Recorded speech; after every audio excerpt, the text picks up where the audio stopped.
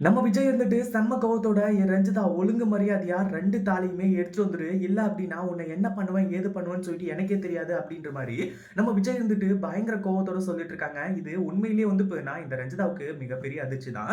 ஏன்னா, ரஞ்சிதா இப்டி பண்ணா அப்டின்ற ஒரு விஷயம் வந்து பார்த்தீங்கன்னா, விஜய்க்கு தெரியாது.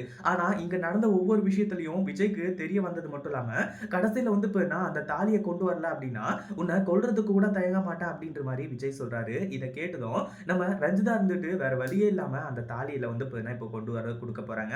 அதாவது எல்லா பக்கமும் பிரச்சனை ஓவர் ஆயிடுச்சு. நம்ம விஜய் முடியவே முடியாது அப்படின்னு சொல்லிட்டு வந்து சொல்லியிருந்தவரு, இப்போ எல்லாமே வந்து பார்த்தீங்கன்னா, ஓகே அப்படின்ற மாரி வந்து சொல்லி, இங்க வந்து பார்த்தீங்கன்னா ரெடியா இருந்துட்டு இருக்காரு.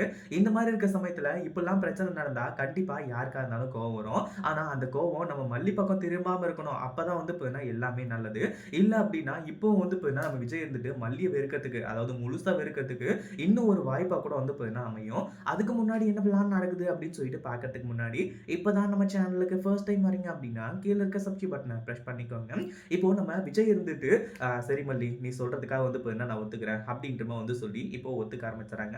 அதாவது இந்த இடத்துல வந்து பார்த்தீங்கன்னா, இப்போ நம்ம விஜய் இருந்துட்டு ஆரம்பத்தில முடியாது அப்படின்ற மாரி தான் சொல்லியிருந்தாங்க. கடைசியில மல்லி இருந்துட்டு இந்த மாரி தான் அவங்களோட வெகுளியான சிரிப்பு, அதுக்கு எல்லாத்துக்கும் வந்து பார்த்தீங்கன்னா காரணம் நீங்களா இருக்கக்கூடாது. அவங்க வந்து பார்த்தீங்கன்னா நெனச்சது நடக்கட்டும். இந்த ஒரு முறை எனக்காக வந்து பார்த்தீங்கன்னா நான் கெஞ்சி கேட்கிறேன் அப்படின்ற மாரி வந்து சொல்லி ஒத்துக்க வச்சாங்க. இப்படி எல்லாமே பக்காவா போயிட்டு இருக்க சமயத்தில இப்போ தாலியே இல்ல அப்படின்ற ஒரு பிரச்சனை வந்து பார்த்தீங்கன்னா வெளிய வருது. கடைசியில நம்ம விஜய் வந்து எப்புட்றா இந்த ரஞ்சிதாவ டார்கெட் பண்ணாங்க அப்படின்னு பார்த்தீங்கன்னா, ரஞ்சிதாவ பார்த்து கண்டுபிடிச்சுட்டாங்க. ரஞ்சிதா பேசுனதுல எல்லாத்துலயுமே வந்து பார்த்தீங்கன்னா கண்டுபிடிச்சுட்டாங்க.